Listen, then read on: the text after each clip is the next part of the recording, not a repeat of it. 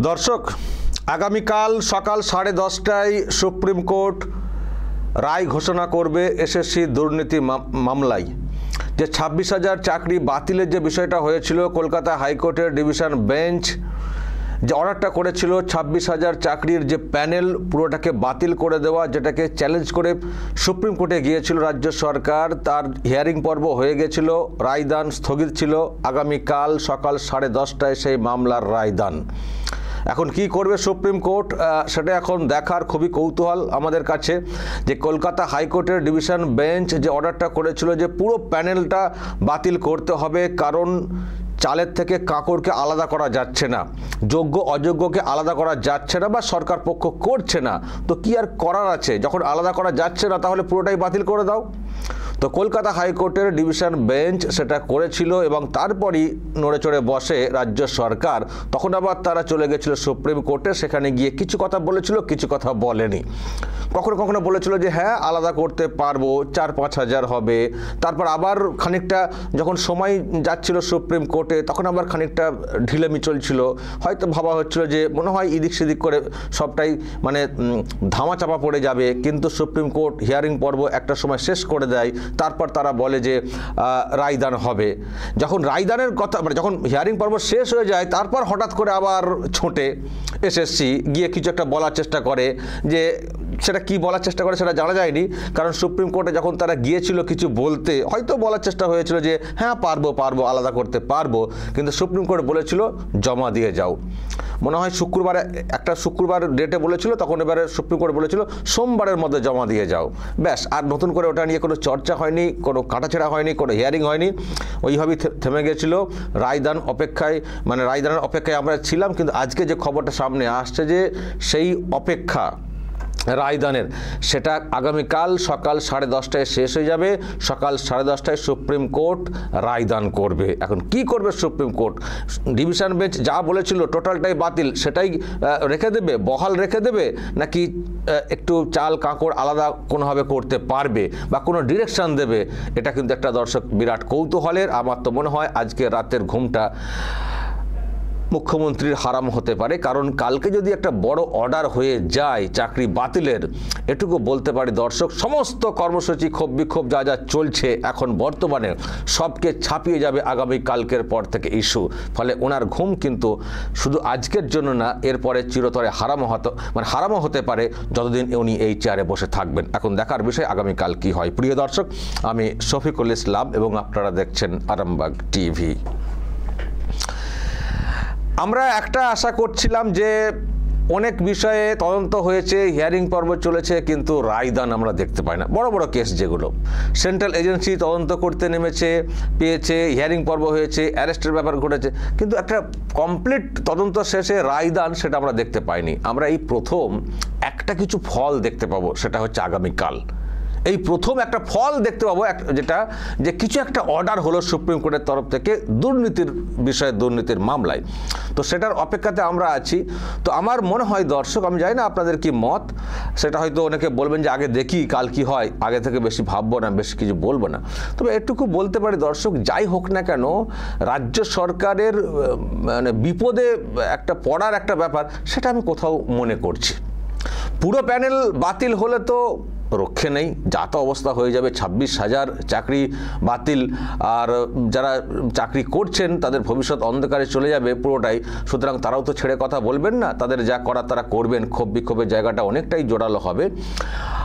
আর একটা অংশের বাতিল হলেও সেটাও কম হবে না ঝামেলা, কারণ যাদের বাতিল ওই অযোগ্য বলে যদি কারো বাতিল করে দেওয়া হয়, তার মানে টাকার বিনিময়ে, অর্থের বিনিময়ে। তো যারা অর্থের বিনিময়ে চাকরিটা করছিলেন তারা তাদের অর্থকে ফেরত চাইবেন না, তারা ছেড়ে দেবেন। যাদেরকে টাকা দিয়েছেন তাদের বাড়িতে যাবেন না, তখন আবার যাদের বাড়িতে যাবেন তারা বলে আমরা তো উপরে দিয়েছি, আবার উপর দিকে আঙুল দেখানো হবে, ফলে তাদের দিকে যাওয়া হবে। আবার কেউ কেউ যদি কালীঘাট পর্যন্ত দেখিয়ে দেন আঙুল, যাওয়া হবে। আর এদিকে যারা বিরোধী আছেন তারা বলে রেখেছেন যে যা হবে অর্ডার হবে। যারা বঞ্চিত কোনোভাবে বা মানে যারা প্রতারণার শিকার হয়ে থাকবেন, যদি তারা কখনো কোনোভাবে সাহায্য চান আমাদের তরফ থেকে, আমরা কিন্তু সাহায্য করব। মানে টাকা আদায় করা, এইসব করা, যদি সাহায্য চান তো আমরা করব। ফলে সব মিলিয়ে দর্শক কালকের পরে মনে হচ্ছে হাল বেহাল হবে। আমরা তো খানিকটা মানে ভাবছিলাম কদিন ধরে যে কি হলো, অর্ডার কেন আসছে না, এতদিন হয়ে গেল। এবং আপনারা কেউ কেউ বলছিলেন, আমাকে প্রশ্ন করছিলেন যে তাহলে কি আবার কোথাও কি জিদিক সিদিক হয়ে গেল নাকি, অর্ডার কি এখন বেরোবে না সেই ভোটের পর, বিধানসভার ভোটের পর? আমি অতটা ভাবিনি। আমরা ভাবছিলাম যে বড় অর্ডারে হলে একটু সময় লাগে। এই যে দেখবেন আগামীকাল যে অর্ডারটা হবে, ছোটোখাটো ওই 4 পাতার 5 পাতার অর্ডার দেখবেন, এটা না, এটা একটা বড় অর্ডার হবে, অনেক পৃষ্ঠার একটা অর্ডার হবে। এবং আমার ধারণা, আমি খুব আশাবাদী আগামীকালকের অর্ডারটা নিয়ে, যে একটা মানে মাইল ফলক, একটা খুব ভালো অর্ডার দুর্নীতি দমনের ক্ষেত্রে সেটা কিন্তু হতে পারে। ফলে এতদিন ধরে এদিক সেদিক এটা সেটা বলে পেয়ে যাওয়া, মানুষের তো ভুল করার অধিকার আছে, নেতাজি বলে গেছেন ভুল করা মানুষের অধিকারের মধ্যে পড়ে। আমরা বলেছি এটা ভুল না রে ভাই, ওটা ভাই কেন বলবো, মানে যারা দুর্নীতি করে তাদেরকে ভাই বলতে ইচ্ছা করে না। আমরা বলেছি এটা ভুল না, এটা ক্রাইম, অন্যায়, দুর্নীতি। ভুল কি, ভুল মানুষ করেন, আমরাও তো ভুল করি, আমরা ভুল করি, সত্যি সেটা ভুল, সত্যি সেটা ভুল। আর ওনারা যেটা করেছে সেটা ক্রাইম হয়েছে। ভুল একটা দুটো হতে পারে, হাজার হাজার লোককে চাকরিতে ঢোকানো অযোগ্যদেরকে অর্থের বিনিময়ে, আর যোগ্যরা রাস্তাতে কাঁদবেন, এটা ভুল না, এটা অন্যায়, এটা ক্রাইম। এর বিরাট শাস্তি হওয়া উচিত। আর উনি তো যা করেছিলেন, যারা অযোগ্য তাদের চাকরি বাঁচানোর জন্য যারা রাস্তাতে ঘুরছেন, চাকরি যারা বঞ্চিত, তাদেরকে একটা ঢুকিয়ে দিয়ে, কোনো একটা চাকরিতে ঢুকিয়ে দিয়ে পুরো বিষয়টাকে ধামাচাপা দিতে চেয়েছিলেন, যে যারা অযোগ্য তাদেরকে তার করা যাবে না। আবার এটাও বলেছিলেন যদি তাদেরকে অন্য কোনো চাকরিতে ঢোকানো যায় সেটাও করা যেতে পারে। মানে যারা অযোগ্য চাকরি পেয়েছেন তাদের চাকরি চলে যাক, এটা উনি কখনো চাননি। চাইবেন কি করে, বুঝতেই পারছেন। তো যাই হোক, উনি যেটা করেছিলেন, একটা প্রস্তাব পাশ করেছিলেন, সেটা হচ্ছে যে যারা রাস্তাতে, ওই যোগ্য যারা রাস্তাতে ঘুরছেন, অবস্থানে বসছেন, যারা ওখান থেকে তারা যাতে উঠে পড়েন আর কি, ওখানে আছেন বলেই বিষয়টা তো হাইলাইটেড হয়েছে। তো ওনাদেরকে তুলে দেওয়ার জন্য ওনাদের চাকরির ব্যবস্থার একটা করা, মানে অযোগ্যদেরকে বাদ না দিয়ে, মানে ওনাদেরকে ঢোকানোর জন্য নতুন পোস্ট ক্রিয়েট করা প্রস্তাব পাশ করে এটা করেছিলেন। তারপরে এটা ক্রাইম, এটা ভুল, এটা ক্রাইম। এবং উনি তার পার্ট, এবং এই জন্য ওনার বিরুদ্ধে এনকোয়ারির অর্ডার হয়েছিল কোর্টের তরফ থেকে। এমনি ভুল। তো কালকে দেখি না কি হয়, সুপ্রিম কোর্ট কি অর্ডারটা করে। সুপ্রিম কোর্টের অর্ডারটা নিয়েও যদি ভুল বলেন, সুপ্রিম কোর্টকেও মানি না যদি বলে ফেলেন, সেটা দেখা যাবে। উনি তো হাইকোর্টের অর্ডার তো মানেন না, হাইকোর্টের অর্ডার কিছু হলে উনি ডিরেক্টলি বলেন আমি এই অর্ডার মানি না। তো দেখবো কালকে সুপ্রিম কোর্ট যে অর্ডারটা করবে, তারপরে উনি সেই কথাটা বলার সাহস পাবেন কিনা। সুপ্রিম কোর্ট মানি না, তারপর আমরা দেখবো সুপ্রিম কোর্ট তার আইনি ক্ষমতা কতটা, সেটা তারা কীভাবে কি দেখব। তবে যাই হোক, অনেক দিন ধরে রাগঢাক হচ্ছিল, এদিক সেদিক হচ্ছিল, কিন্তু আগামী কালকের যে মানে রায়টা আসবে, আমার দর্শক কোথাও মনে হচ্ছে একটা পজিটিভ কিছু, মানে দুর্নীতি দমনের ক্ষেত্রে একটা কিছু অর্ডার দেবে। তবে আমি একটা কথা বলবো শেষে, যারা যোগ্য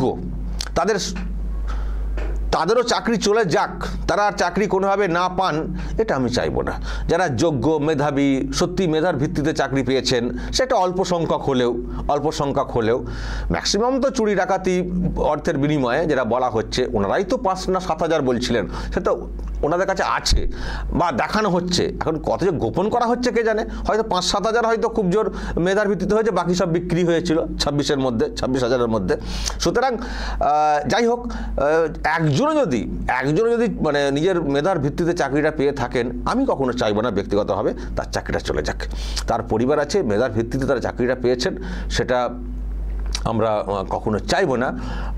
তো সেটাও দেখতে হবে, সুপ্রিম কোর্ট সেটার বিষয়ে কি করে, সেটাও দেখার রয়েছে এটা। কিন্তু তারাও যদি শিকার হয়ে যান না, তাহলে তাদেরকে এটা মানতে হবে যে শিকার হয়ে যাওয়াটা, এই লটে তাদেরও চাকরিটা চলে যাওয়াটা, তাহলে যদি এটাই করতে বাধ্য হয় সুপ্রিম কোর্ট, কারণ আলাদা করার প্রসেস যদি শেষ পর্যন্ত খুঁজে না পায়, তাহলে তাদেরকে একটা জিনিস ভাবতে হবে যে তাদের চাকরিটাও চলে গেল শুধুমাত্র ওই একজনের জন্য বা এই সরকারটার জন্যে।